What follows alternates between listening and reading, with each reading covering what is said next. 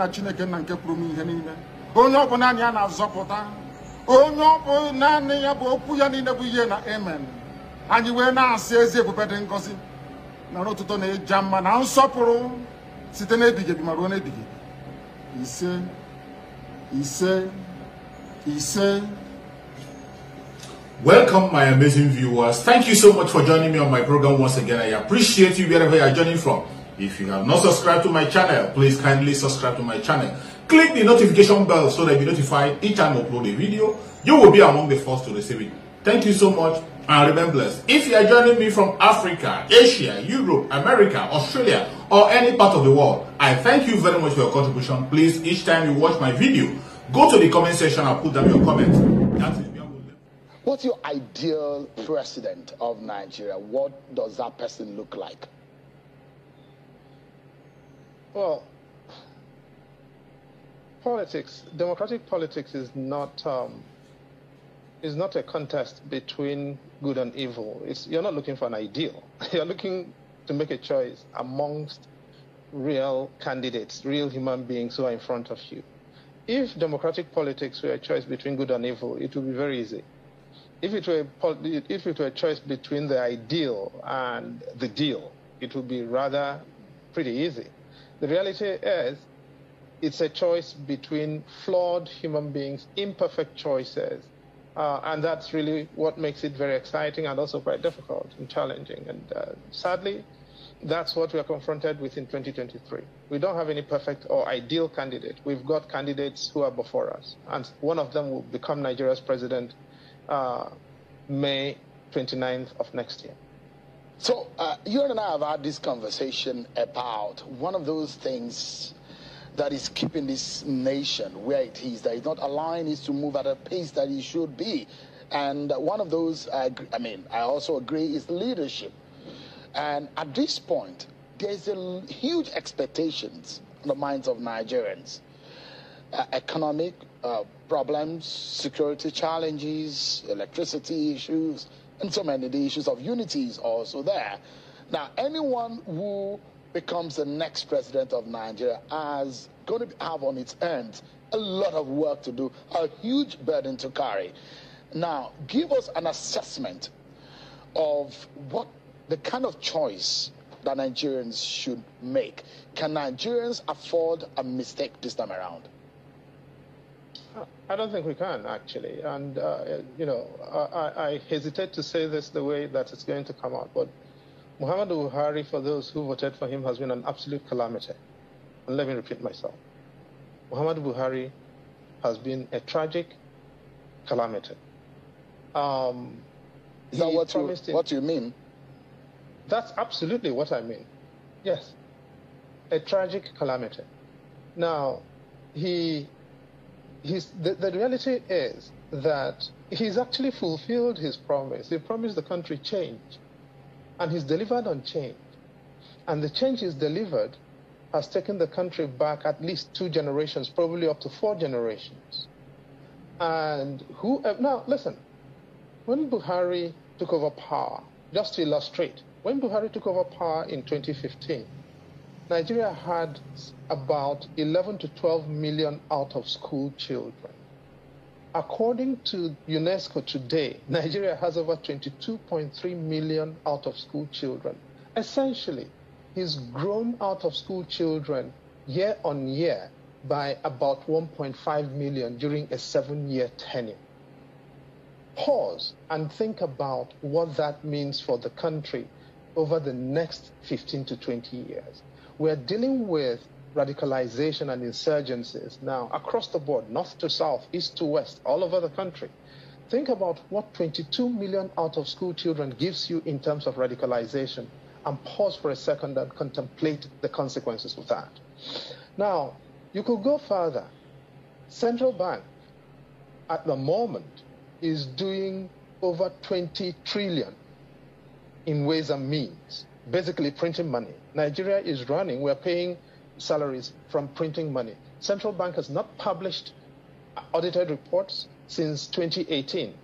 Ways and means under the Central Bank Act is not supposed to be beyond 5% of the previous year's budget, and is supposed to be retired before the end of the year. We're now doing ways and means to the extent that if it were to go onto the books of CBN, CBN will be insolvent.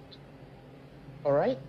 So the next president will not have any, the next president is not going to enjoy any honeymoon because of what's happened. I'm not even going to go into insecurity. But what I basically said is exactly what I mean. The current president has been a calamity, and that's because Nigerians did not want to ask him what he meant by change. So the first thing we've got to resolve as citizens this time is ask awkward questions of whosoever is putting themselves forward. There are no messiahs around. Now, you've seen the folks that have put themselves forward, and we need to be frank with ourselves, and I say this all the time, that for some of us, before we took up the career path that we are in, we are first of all human beings. Then we realize that we are Nigerians. And now we realize our duty and obligations to the career. For example, I'm a journalist. Before I became a journalist, I'm a human being at first. I'm a Nigerian and I'm a journalist. So I have a duty to humanity and I have a duty also to my country. Now, the question here is about humanity, is about Nigeria, and it's about our obligations as individuals, whatever role that you are playing. Now, we need to be real to ourselves. From those who are paraded themselves and put themselves forward, what, if you have a checklist, maybe give us 3. What should Nigerians be looking forward to? What are the points that they can tick in the box that will help them decide on the right person for the job? Well, I think you've started us off on precisely the note. Number one is you've got to have a president who manifestly cares about the country and about its people. Right now, Nigerians are being killed and the president will not show up. Nigerians are wasted and the president doesn't take notice. And people are crying and weeping, and the president is traveling the world. I hear he's been turned back from one of those countries. They've told him to come back next year after he's left office or something next year. I don't have a clue. But basically, we have a president that is short on empathy, short on understanding, and short on caring. So, can we start with someone who cares about the country and the coexistence of its people within the borders of Nigeria? That would be the first thing. And how can the person show up when Nigerians suffer, Nigerians cry, and just show Nigerians that we can be united in these issues of insecurity and come together to fight the insecurity that afflicts us? That's number one. Secondly, we need a president who can show up on the issue of insecurity. The current administration has been totally abysmal on insecurity. It's not had ideas. Under it, insecurity has metastasized right across the country. From the northeast, it's now become an issue all over the country. Now, the president has not been present and he's not presided, nor has he been capable of evincing leadership on the issue of insecurity. Which candidate shows up on that issue and what are their proposals? We need a candidate that can show Nigerians that they have actually thought about the issue of insecurity and has proposals for addressing them root and branch. Number 3, the security services are at their wits' end. They can't even protect themselves anymore. You're having members of the Brigade of Guards being killed on patrol in Abuja, and the president, after they've been killed, doesn't even show up to their families to commiserate with them. He travels out of the country as we are burying officers of the Guards Brigade who are there to protect the presidency and the Federal Capital Territory. So the Federal Capital Territory is endangered as we speak. And schools in the Federal Capital Territory are being shut because we can no longer protect it. So can we have a president who is going to tell us how they are going to make the security services work? The armed forces stop fighting Nigerians and fight enemies of Nigeria. And the police is restructured in such a way that it has confidence and can protect law and order, and we begin to rebuild. 3 things to begin with. Number 1, therefore, the country and coexistence. Number 2 is the issue of insecurity. Number 3 is revitalizing the armed services and security services. Can we start with those before we even get to economy? Because if the country does not exist, you have no economy to speak about. One critical issue here is so I know a lot of people now will be watching and trying to make up their minds whether or not some of the people they have in mind to vote for fit into those boxes. Because what we're trying to do is also to educate Nigerians on the choices before them and their own civic responsibility. If they have their voters card, sometimes you have an item but you don't know the use. Now, it's important that people need to know that on election day, they cannot sit at home and watch television. They have to get out there and exercise their civic responsibility. It's very important. We are at that point in this country that people need to rise up and play their own roles in wherever way they can. Now, in all of this, how do we then identify people who have these qualities? Is it by antecedent or what they say? In fact, some people will not say anything. There's a lot you've said, and I want to try and pause and take them one after the other. I think the PVC is extraordinarily important, and it's good that many people have it now, tens of millions of Nigerians. But the most important thing is an INEC that works, an INEC that is credible. Again, much to my regret, I don't think the current INEC is squaring with Nigerians or being honest, and I really have my doubts as to whether the current INEC can deliver a credible election under the current leadership. I say that with much regret, but I'll give you my reasons. Now, you've listened to President Buhari say that he will guarantee the credibility of the next elections next year. That is exhibit number one. Under Nigerian law, the president does not have the capacity to guarantee the integrity of any election. That is not his business at all. When the fact that the president can say that he can guarantee the integrity of next year's election is reason to know that INEC is not independent. And INEC has not said a word about the fact that the president has effectively expropriated their responsibility. The only entity under Nigerian law that can or should guarantee the independence of the elections is INEC. But INEC has not said anything. So that's exhibit number one. Number two, as we speak here, there are many parts of Nigeria in which INEC cannot safely deploy election workers. You know, I can mention a few places, but that's not necessary. You and I know that the governor of Kaduna State has written to the president to say that Ansaru, for instance, is establishing a parallel government, stopping people from campaigning and expropriating and extorting people for taxation in parts of Kaduna State, from Biriningwari in the north to Jema'a in the south. And that's in southern Kaduna. That means that INEC may not be able to deploy election workers in a lot of those places. There are lots of other places in the northeast, parts of the northwest, in Imo State, indeed in Oru East, the local government of the Imo State governor. INEC cannot safely deploy election workers.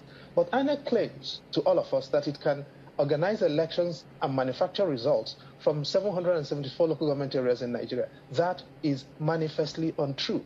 If you're going to have credible elections, INEC has to be able to tell you where it will not honestly be able to do elections. It's not able to do that. It's not willing to do that. Number three, there is something called BVAS, and INEC is telling us that that is the magic that will guarantee the credibility of the next elections. But BVAS is dependent on broadband.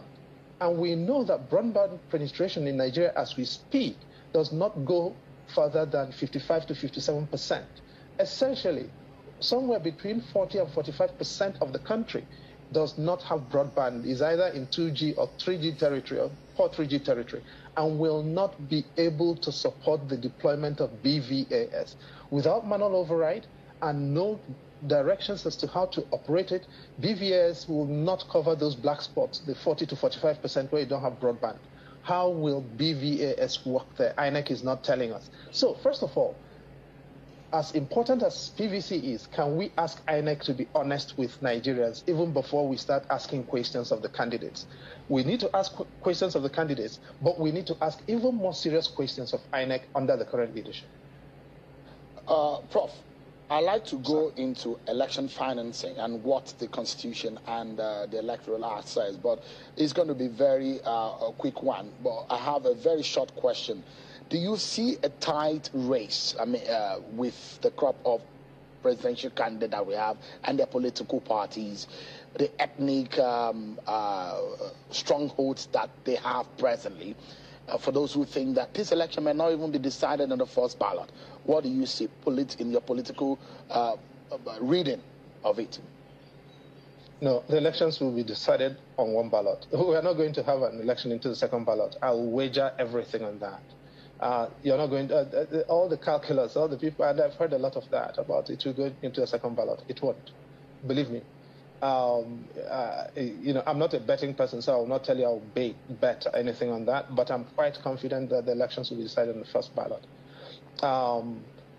It's probably going to be competitive in many ways, yes, but also when you look at this underlying landscape, I think that a lot of people have made assumptions that may not be fulfilled.